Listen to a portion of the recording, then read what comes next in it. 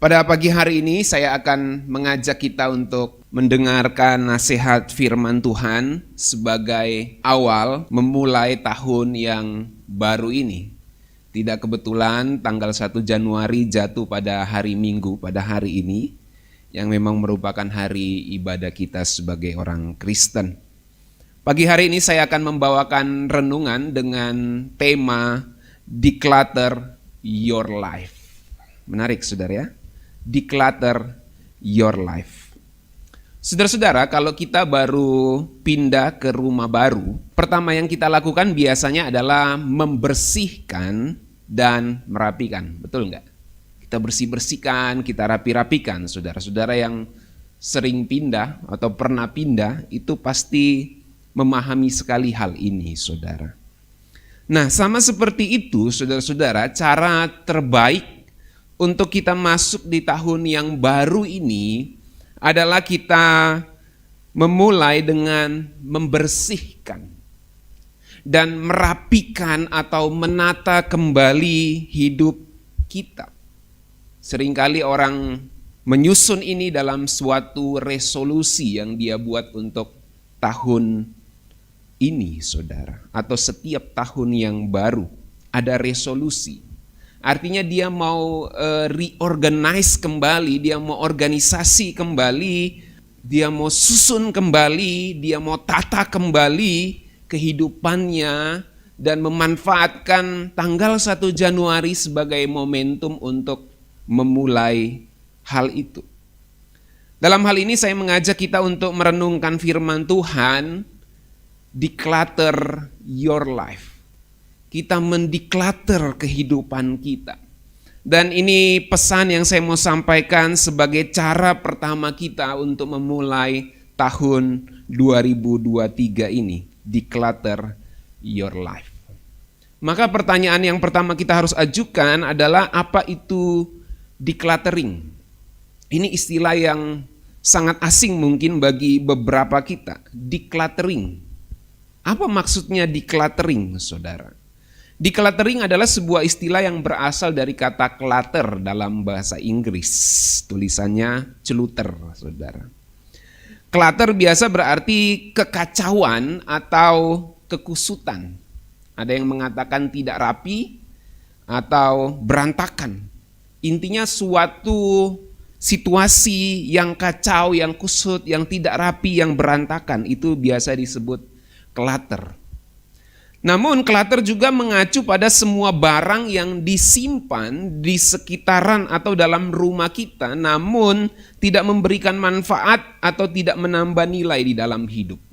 Kalau dia menjadi sebuah non atau benda maka itu menunjuk pada semua barang yang ada di sekitar kita yang tidak memberikan manfaat tetapi kita masih simpan.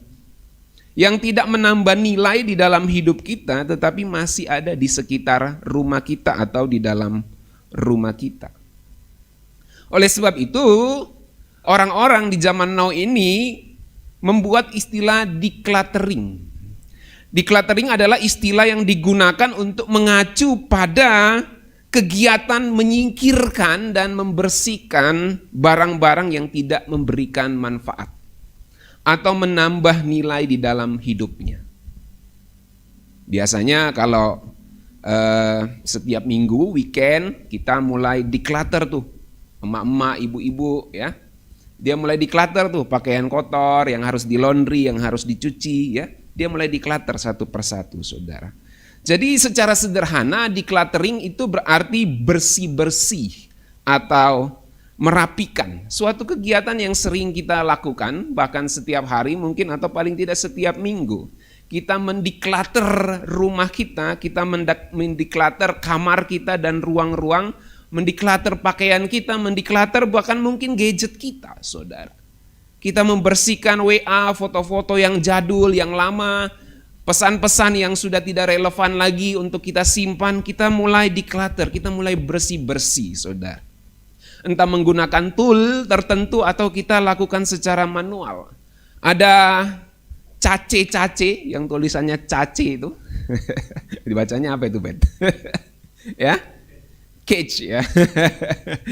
Chat cache itu yang harus kita bersihkan, saudara, yang membebani gadget kita, saudara. Jadi kita mesti bersih-bersih dan merapikan. Kalau kita lihat gambar ini, saudara ya. Oke, saudara bisa googling, cari decluttering atau declutter, saudara akan menemukan gambar-gambar seperti ini di bagian image. Ada barang-barang yang kita harus masukkan ke sampah, ada barang-barang yang mesti kita donasikan, ada barang-barang yang mesti kita simpan, yang bisa kita donasi, kita bisa berikan kepada orang, kita bisa berikan, yang menurut kita udah nggak layak diberikan orang, maka kita buang saja, karena mungkin sudah rusak dan nggak layak untuk diberikan kepada orang lain. Tapi ada barang-barang yang mesti kita simpan. Ketika kita membagi-bagi dalam semua kategori ini di setiap kotaknya masing-masing, itulah yang disebut declutter. Dalam gambar yang lain menunjukkan seperti ini, saudara. Saudara bisa lihat. Bahkan ada yang bisa kita jual, ya. Mungkin pakaian-pakaian bekas ya dijual dicakar. Ya, ada yang kelihatannya mahal tapi ternyata cakar, saudara. Jadi jangan tertipu, saudara. Saya pernah melihat ada orang, bagus sekali ininya, jam tangannya. Begitu ditanya, saya beli di pasar malam 35.000. Kelihatannya bagus, saudara ya, bagi orang yang tidak terlalu ngerti barang ya. Nah, ada barang-barang yang sering kita simpan padahal udah nggak berguna, udah nggak memberikan nilai tambah di dalam hidup kita, tetapi kita masih simpan, saudara. Nah, momen seperti ini sangat tepat untuk kita mulai kembali mendeclutter. Kita mulai kelompokkan mana yang harus kita buang, mana yang harus kita simpan. Momentum tahun baru ini menjadi kesempatan. Saudara-saudara, kalau kita terus searching di Google, kita melihat misalnya di declutter itu ada gambar seperti ini. Nah, bisa di next. Itu dari berantakan, before, after, kemudian dirapikan. Mungkin beberapa baju yang berantakan itu sudah ada yang dibuang, atau mungkin ada yang didonasikan, sehingga jadi rapi kembali. Bahkan ada decluttering paper and mail yang kita miliki, saudara. Ada banyak email-email mungkin yang sudah tidak relevan lagi, yang mungkin spam-spam yang harus dibersihkan, saudara. Dan seringkali kalau saudara lihat di Google itu, decluttering itu membuat bingung juga. Ibu-ibu, aduh saya harus mulai dari mana? Nah ini bisa di next nih. Tuh ada satu ibu yang bingung tuh. Dia bingung, saya harus mulai dari mana ini membersihkan gitu. Nah, ada yang kemudian mulai menata, ini yang harus saya mulai, ini yang saya harus buang, ini yang harus saya simpan, ini yang saya harus donasikan, dan lain-lain. Sehingga ada banyak tips saudara bisa temukan decluttering room by room. Bagaimana kita secara konsisten juga mendecluttering dan secara rutin mendeclutter barang-barang yang kita miliki, saudara. Tetapi saya bukan ahli declutter seperti itu. Yang saya maksudkan declutter your life, yang saya maksud di sini adalah declutter secara rohani, saudara. Ada hal-hal dalam hidup kita ini yang harus kita buang, ada hal-hal di dalam kehidupan kita yang harus kita simpan, bahkan reorganize kembali dan kita kembangkan kembali. Ada yang tetap kita harus pakai, kita harus tata dan rapikan kembali. Mungkin dia berantakan tetapi tidak layak untuk dibuang, tetapi kita rapikan kembali dan kita simpan. Seperti halnya benda-benda jasmani di sekitar kita, demikianlah kehidupan rohani kita, saudara. Ada sifat-sifat lama, sifat-sifat buruk yang harus dibuang. Ada sifat baik mungkin yang kemudian kita ternyata selama ini tidak perhatikan dan kita mesti rapikan kembali, kita mesti lakukan kembali, kita tata kembali dan kita kembangkan kembali, kita reorganize kembali, saudara. Inilah yang saya maksud declutter your life. Ibrani 12 ayat 1 firman Tuhan mengatakan, karena kita mempunyai banyak saksi bagaikan awan yang mengelilingi kita. Marilah kita menanggalkan semua beban dan dosa yang begitu merintangi kita. Kalau ada orang datang ke rumah kita, kita akan malu kalau berantakan. Benar nggak, saudara? Malu banget. Apalagi kami tinggal di sini, saudara ya.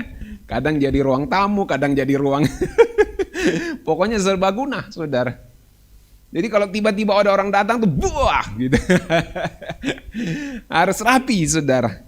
Nah, kita malu kalau tempat kita berantakan kalau orang lain datang, bukan? Itu sebabnya firman Tuhan juga menyampaikan hal yang sama. Kamu punya banyak saksi, bagaikan awan yang mengelilingi engkau. Jadi kalau hidup kita berantakan, kita malu. Maka kita harus menanggalkan semua beban dan dosa yang begitu merintangi kita.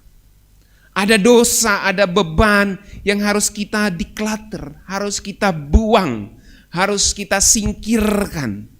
Yang jelas bukan didonasikan. Jangan donasikan dosa ya saudara ya. Apalagi simpan gitu. Kita harus buang itu sebab itu sudah tidak berguna. Kita mesti tanggalkan beban dan dosa yang begitu merintangi kita. Kalau kita mau memanfaatkan momen tahun baru ini sebagai momentum untuk mulai memperbaiki hidup kita, ayo kita declutter kehidupan ini. Mari kita lihat kembali ke dalam diri kita, apa beban, apa dosa yang merintangi kita di tahun sebelumnya. Dan kita perlu ingat seperti sorga menyaksikan, kita harus malu kalau kita enggak declutter kehidupan kita. Kalau hidup kita berantakan, pakaian rohani kita enggak rapi, kita malu harusnya. Maka mari kita tanggalkan semua itu, buang yang tidak penting lagi, yang tidak berguna bagi kehidupan rohani kita. Dan kita rapikan yang memang Tuhan mau kita rapikan. Bahkan kita harus berlomba dengan tekun dalam perlombaan yang diwajibkan bagi kita. Kalau kita mau berlomba, kita harus siap dan semua hal yang tidak penting tidak akan dilakukan, saudara. Kalau seorang atlet mau ikut pertandingan, maka pelatihnya akan menjaga dia untuk dia melakukan aktivitas yang berhubungan dengan apa yang dia akan alami di dalam pertandingan. Tidak mungkin besok mau main bola terus pelatihnya bilang, ayo malam ini kita mabuk-mabukan. Gak mungkin saudara. Gak mungkin. Karena itu pasti akan mengganggu jalannya perlombaan yang akan dia ikuti. Itu sebabnya kita mesti mendeclutter hal-hal yang gak penting, aktivitas yang gak penting. Kita harus declutter semuanya. Emosi-emosi yang gak penting untuk kehidupan rohani kita mesti declutter. Tanggalkan semua beban dan dosa yang merintangi. Kolose 3 ayat 5 firman Tuhan katakan, matikanlah dalam dirimu segala sesuatu yang duniawi. Ini yang harus dideclutter saudara. Segala sesuatu yang duniawi. Dikasih contoh di sini, percabulan, kenajisan, hawa nafsu, nafsu jahat, dan juga keserakahan yang sama dengan penyembahan berhala. Itu harus kita declutter. Saya nggak tahu emosi apa, emosi negatif apa yang selama ini kita bawa di sepanjang tahun yang begitu mengganggu kerohanian kita. Tapi firman Tuhan ingatkan kita pagi hari ini, mari kita declutter semua itu. Dalam ayat yang ke-8 dikatakan begini, tetapi sekarang buanglah semuanya ini, yaitu marah, geram, kejahatan, fitnah, dan kata-kata kotor yang keluar dari mulutmu. Ini harus kita buang, kita harus declutter saudara. Jangan lagi kamu saling mendustai karena kamu telah menanggalkan manusia lama serta kelakuannya. Ada pakaian-pakaian lama yang kita sudah nggak perlu lagi, kita nggak pernah pakai lagi. Ada yang bilang secara teori biasanya kalau di declutter tuh kalau 3 tahun, 5 tahun kita sudah nggak pakai itu sudah layak disingkirkan, gitu ya. Nggak perlu disimpan lagi. Ya ada banyak teori declutter, saudara bisa pelajari sendiri. Jadi kalau kita rasa kemarahan, kejahatan, kata-kata kotor itu terus mengikuti kehidupan kita dan itu mengganggu kerohanian kita dan pastinya mengganggu, mari kita tanggalkan itu semua saudara. Untuk memasuki tahun yang baru ini. Supaya memasuki tahun yang baru ini sama seperti kita masuk ke rumah yang baru. Atau mengenakan pakaian yang baru yang rapi, yang telah kita siapkan untuk kita gunakan sepanjang tahun ini. Itu sebabnya juga disampaikan kita telah mengenakan manusia baru yang terus-menerus dibaharui untuk memperoleh pengetahuan yang benar menurut gambar haliknya. Artinya apa? Artinya kalau kita nggak declutter semua emosi negatif itu, maka pengenalan kita akan Tuhan akan terganggu. Sebab kita terus menggunakan pakaian emosi yang negatif yang kemudian mengganggu pengenalan kita akan Tuhan. Kenapa kehidupan rohani kita tidak bertumbuh? Karena kita masih menyimpan hal-hal negatif, emosi-emosi yang tidak penting, yang seharusnya kita sudah buang bertahun-tahun yang lalu. Kemarin-kemarin kita harus buang, saudara. Dan kalau kita belum membuangnya, tahun baru ini menjadi momentum bagi kita semua untuk kita mulai mendeclutter hal-hal yang tidak penting itu. Roma 13 ayat 12 saya ajak kita baca bersama-sama. Ayo kita baca. Yang bisa jangkau 1, 2, 3. Hari sudah jauh malam, telah hampir siang. Sebab itu marilah kita menanggalkan perbuatan-perbuatan kegelapan dan mengenakan perlengkapan senjata terang. Saudara, Alkitab banyak bicara tentang declutter ini, saudara. Dari sudut pandang seperti kita mengenakan pakaian, dari sudut pandang seperti kita membuang sampah, dari sudut pandang seperti kita mengenakan perlengkapan senjata untuk pergi berperang, dari sudut pandang persiapan untuk kita mengikuti lomba. Ini semua bicara tentang declutter. Kita membuang, kita menyimpan, kita mereorganize kembali hal-hal yang penting di dalam kehidupan ini. Bahkan segala yang toksik juga harus kita mulai hindari, saudara. Ada toxic people, orang-orang yang menjadi racun di dalam kehidupan kita yang harus kita hindari. Mungkin orang-orang di sekeliling kita, mungkin orang-orang yang memang menjadi toksik, menjadi racun. Teman-teman yang gak penting lagi yang membawa petaka di dalam kehidupan kita, yang membawa pengaruh negatif, kita harus mulai singkirkan, saudara. Kita harus mendeclutter kehidupan kita. Kita memfilter kepada siapa kita bergaul, kepada siapa kita berteman. Sebab pengaruh orang itu bisa mempengaruhi kehidupan kita. Segala yang toksik harus kita mulai hindari. Bukan hanya orang yang mungkin kita anggap toksik, tetapi hal-hal yang lain yang merupakan racun itu harus kita singkirkan. Itu sebabnya dalam Matius 6 ayat 13 Tuhan Yesus mengajarkan kita berdoa, janganlah membawa kami ke dalam pencobaan, tetapi lepaskanlah kami daripada yang jahat. Kita sering berdoa seperti ini, tetapi anehnya seringkali diri kita sendiri secara sengaja membawa diri kita ke dalam pencobaan. Ayo kita jujur, saudara. Kita berdoa, Tuhan, jangan bawa kami ke dalam pencobaan. Tetapi pada praktik hidup kita sendiri, kita yang membawa diri kita ke dalam pencobaan. Kita yang terus mengembangkan kecenderungan-kecenderungan berdosa kita. Kita membawa diri kita kepada yang jahat. Kita memilih hal-hal yang tidak menyenangkan hati Tuhan. Padahal kita berdoa untuk melepaskan kita daripada yang jahat. Itu sebabnya di momen tahun baru ini firman Tuhan datang, nasihat Bapa di sorga datang kepada kita semua anak-anaknya. Ayo kita mulai declutter semua kebiasaan, semua emosi, kelakuan, omongan, pergaulan yang seringkali membawa kita ke dalam pencobaan, yang membawa kita kepada yang jahat itu, saudara. Tuhan tidak bisa menyingkirkan itu kalau kita sendiri tidak mengusahakannya di dalam kehidupan kita. Matius 10 ayat 14, satu kali Tuhan beri nasihat kepada murid-muridnya sebelum pergi menginjil.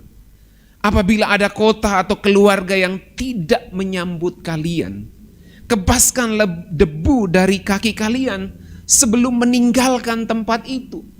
Apa artinya?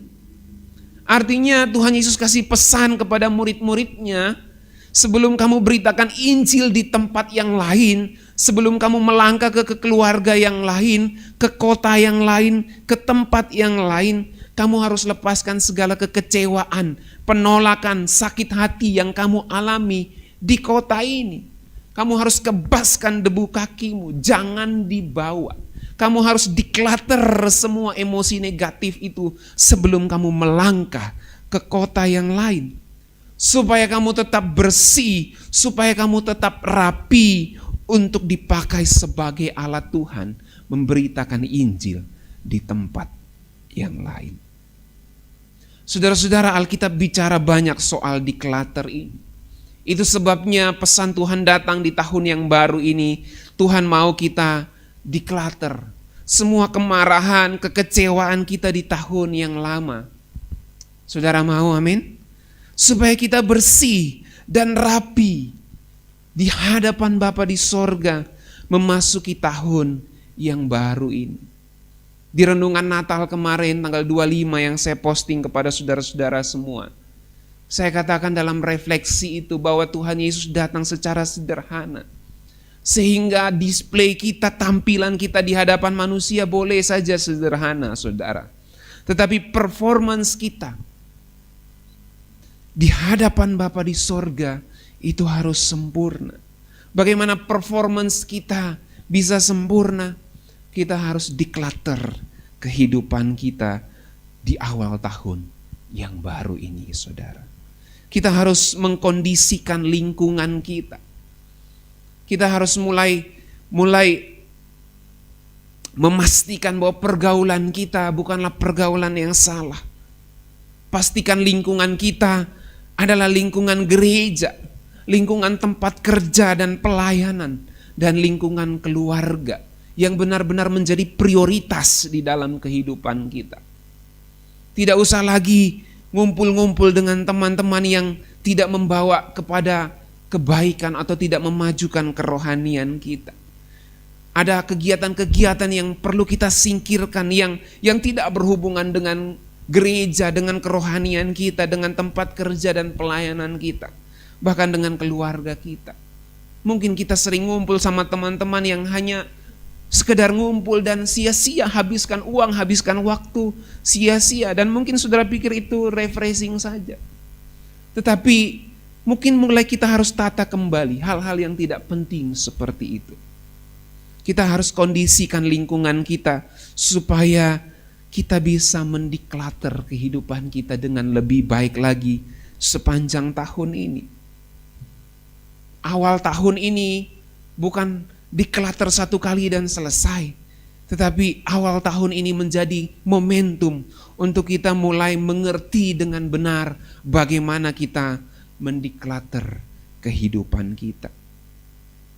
Pertanyaan selanjutnya adalah kenapa kita harus decluttering kehidupan kita, saudara? Firman Tuhan memberi jawaban bahwa bersih-bersih, rapi-rapi itu penting supaya kita lebih banyak berbuah. Mari kita baca Yohanes 15 ayat yang kedua, kita baca sama-sama 1, 2, 3. Setiap ranting padaku yang tidak berbuah dipotongnya, dan setiap ranting yang berbuah dibersihkannya supaya ia lebih banyak berbuah. Jadi alasan kenapa kita perlu mendeclutter kerohanian kita, emosi kita, saudara. Karena dengan declutter, dengan membersihkan itu, kita lebih banyak berbuah. Dan kita tidak bisa membersihkan dengan kekuatan kita sendiri, itu permasalahannya. Itu sebabnya Tuhan katakan dibersihkannya. Yang membersihkan itu adalah Tuhan dengan keterbukaan hati kita. Dengan respon kita mau dibersihkan olehnya. Supaya kita lebih banyak berbuah. Dan itu sebabnya kita selalu membutuhkan pimpinan Roh Kudus untuk kita mendeclutter kehidupan kita. Ada banyak tips duniawi untuk mendeclutter emosi, saudara. Tetapi sungguh-sungguh kita bisa mendeclutter kehidupan kita kalau Tuhan yang mendeclutter melalui respon kita yang terbuka terhadap pimpinan Roh-Nya. Jadi bagaimana kita decluttering kehidupan kita, saudara? Itu pertanyaan berikutnya. Firman Tuhan memberikan jawaban di ayat yang selanjutnya. Dalam Yohanes 15 ayat 3 dikatakan bahwa kita dibersihkan oleh firman Tuhan. Ayo kita baca 15 ayat 3, Yohanes 1, 2, 3. Kamu memang sudah bersih karena firman yang telah kukatakan kepadamu. Jadi yang membersihkan hidup kita, yang mendeklater kehidupan kita itu adalah firman.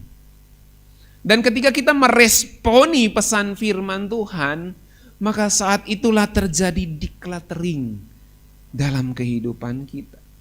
Dalam terjemahan bahasa Indonesia sehari-hari atau bahasa Indonesia masa kini, Yohanes 15 ayat 3 mengatakan kalian sudah bersih karena ajaran yang kuberikan kepadamu.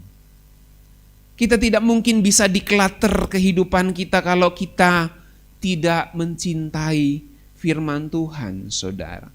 Karena firman Tuhan itu membersihkan kehidupan kita. Kalau kita nggak suka sama firman Tuhan, kita nggak bisa declutter kehidupan kita.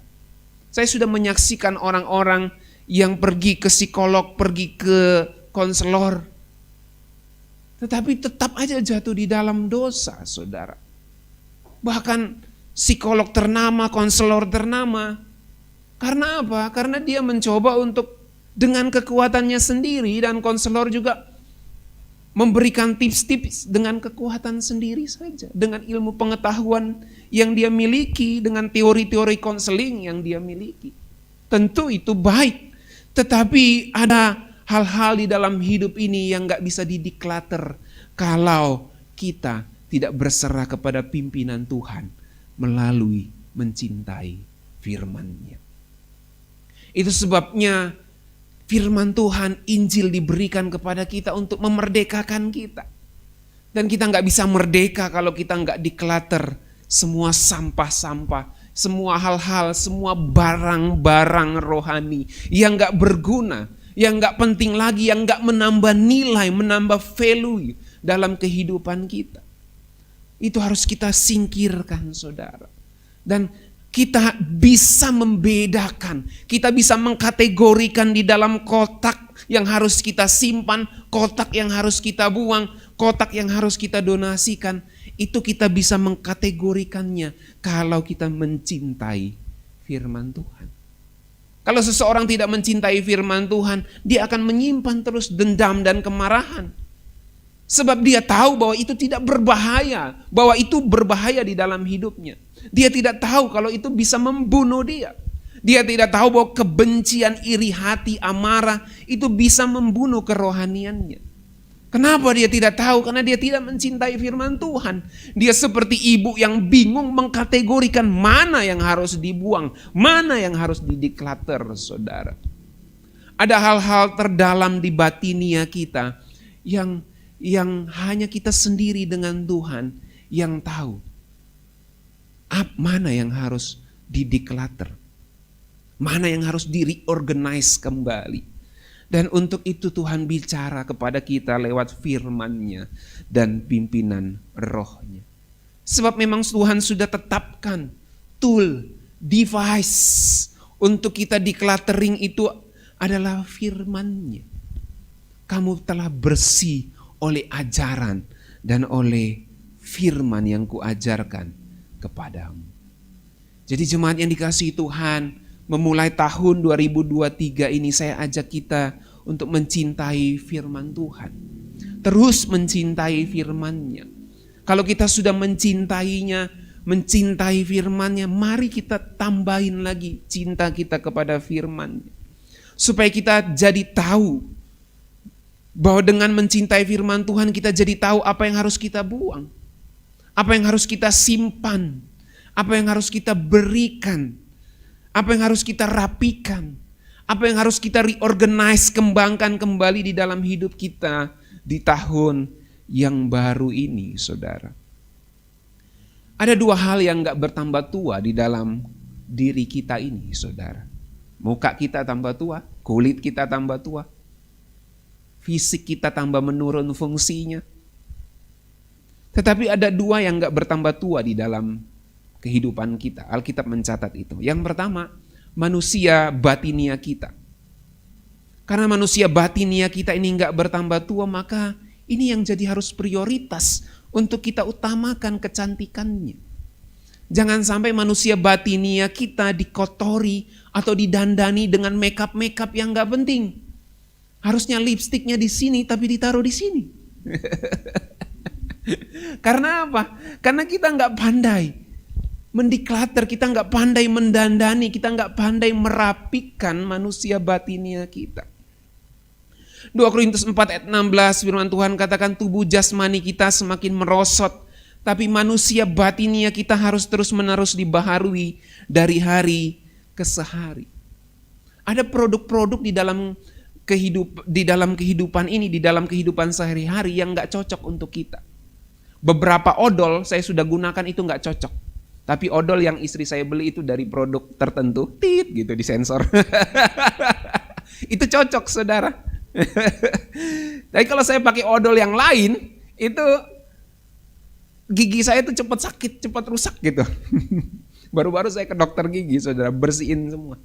Tapi kalau pakai odol yang merek itu, tit gitu. Itu cocok saudara ya. Jadi ada produk-produk yang cocok untuk kita. Nah, demikianlah dalam kehidupan rohani kita, saudara. Ada emosi-emosi yang cocok untuk mengembangkan kerohanian kita. Yang pasti iri hati, dendam itu nggak cocok untuk mengembangkan kerohanian kita. Tapi anehnya kita sering pakai. Gitu. Banyak dari kita juga tidak menyadari bahwa mungkin minyak rambut yang kita pakai nggak cocok untuk kita. Bahwa sabun muka yang kita pakai nggak cocok untuk kita. Istri saya sering tanya kalau sudah belanja bulanan, sabun mukanya masih ada? Masih. Yang cocok apa? Kayaknya cocok semua saya. Nama cowok ya begitu ya.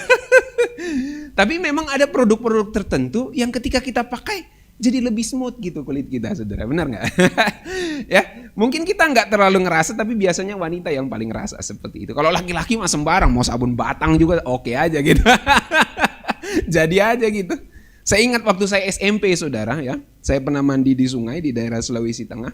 Itu saya mandi pakai sabun super busa yang warna biru itu. Oke aja. Atau sabun cap tangan Sunlight yang warna hijau itu saudara. Oke aja saudara. Padahal super busa itu kan untuk cuci pakaian ya. Tapi karena waktu itu nggak ngerti dan namanya di kampung, waktu itu kebetulan nggak ada sabun, lagi mencuci di sungai, nggak bawa sabun mandi, ya udah sabun itu aja yang dipakai. Oke aja saudara. Untuk saat itu. Tapi kalau dipakai dalam waktu yang lama tentu tidak baik. Jadi kita mesti mendiklater, kita mesti bedakan mana yang harus kita pakai, produk mana dari sorga yang harus kita gunakan, saudara. Dan pasti produk sorga itu bisa semua digunakan. Yang jelas produk dunia itu nggak cocok untuk kita, anak-anak Tuhan. Amin. Sebab kita anak-anak kerajaan sorga. Maka produk yang cocok untuk kita adalah produk kerajaan sorga. Itu sebabnya dalam Amsal 4 ayat 23 terjemahan bahasa Indonesia sehari-hari firman Tuhan katakan, jagalah hatimu baik-baik sebab hatimu menentukan jalan hidupmu. Jadi kalau kita nggak menjaga, kita nggak mendandani, kita nggak menjaga atau mendiklater manusia batinia kita dengan baik, kita menyimpan hal-hal yang harusnya kita nggak simpan di manusia batinia kita, maka jalan hidup kita akan terganggu secara rohani. Mungkin secara fisik jasmani kita sukses, tetapi secara rohani kita terganggu, saudara. Hatimu, manusia batiniamu menentukan jalan hidupmu. Hal kedua yang tidak menjadi tua di dalam kehidupan kita selain manusia batinia kita adalah dompet rohani kita, saudara. Karena dompet rohani kita tidak menjadi tua, maka firman Tuhan ajarin kita untuk memberikan yang terbaik. Lukas 12 ayat 22-34, saya bacakan ayat 33 di sini. Jualah segala milikmu dan berikanlah sedekah. Buatlah bagimu pundi-pundi yang tidak dapat menjadi tua. suatu harta di sorga yang tidak akan habis, yang tidak dapat didekati pencuri, dan yang tidak dirusakkan ngengat. Berapa banyak dari kita kalau mau tinggalin rumah, begitu khawatirnya nanti orang bobol rumah kita.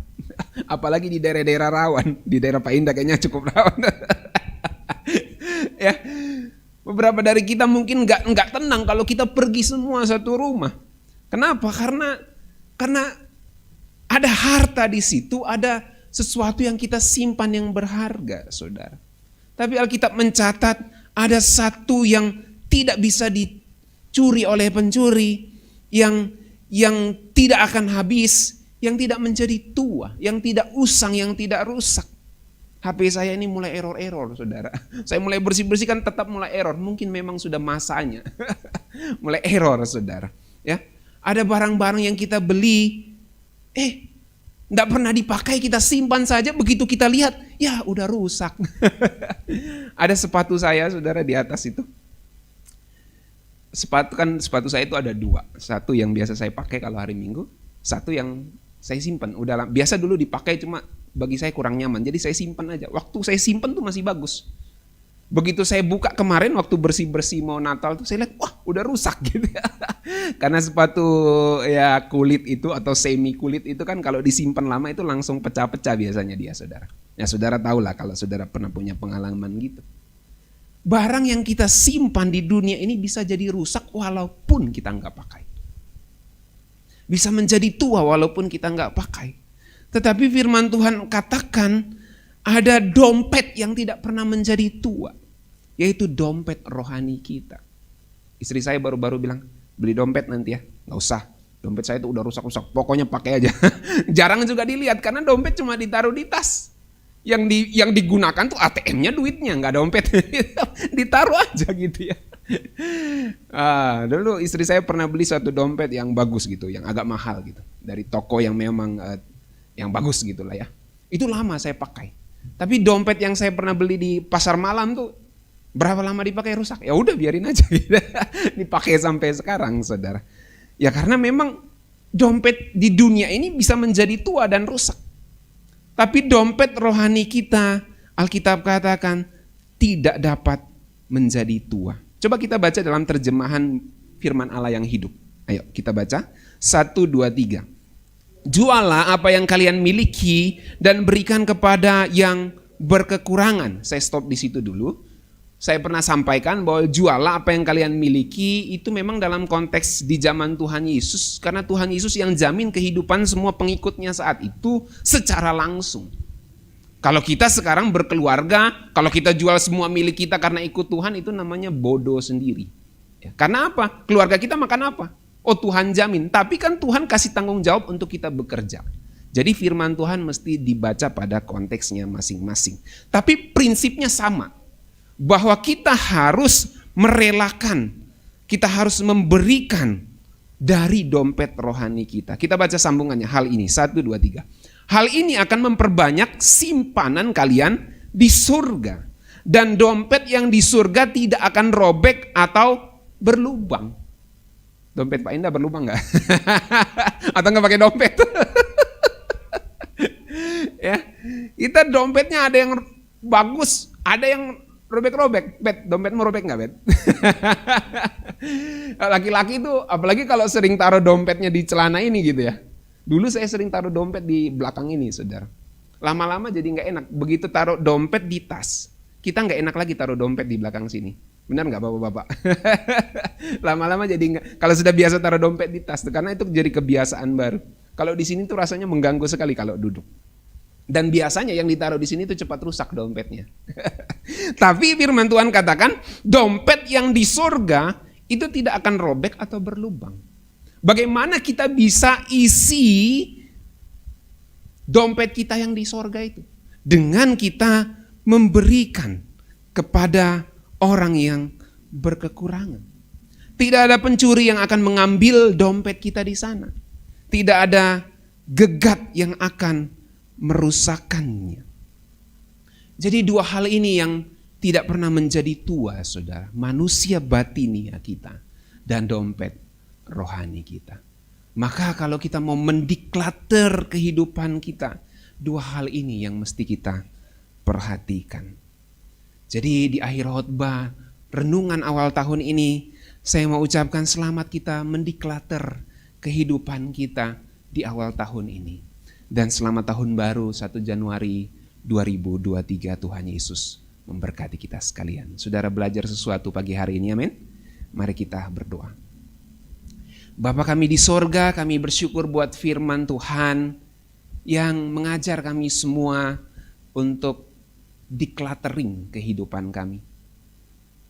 Seringkali kami bingung mana yang harus kami buang, mana yang harus kami simpan, mana yang harus kami kembangkan, mana yang harus kami reorganize, tata kembali di dalam kehidupan kami.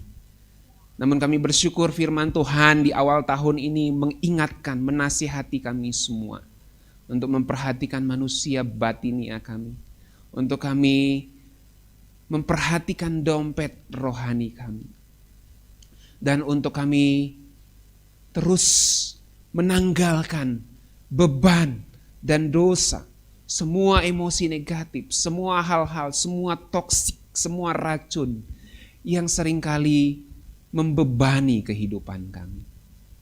Biarlah firman-Mu menolong kami untuk kami bisa mendecluttering kehidupan kami di awal tahun 2023 ini, bahkan sepanjang tahun 2023 ini dengan lebih baik lagi. Supaya kami dapat terus bertumbuh, berbuah, dan lebih banyak berbuah karena Tuhan mendeclutter kami dan kami meresponi untuk mendeclutter kehidupan kami bersama dengan Tuhan. Kami mohon pimpinan-Mu kepada kami semua di tahun yang baru ini. Dan biar firman-Mu menjadi pedoman, menjadi manual book bagi kami semua. Untuk kami bisa mendeclutter kehidupan kami masing-masing. Kami berdoa dan bersyukur di dalam nama Tuhan Yesus. Haleluya. Amin.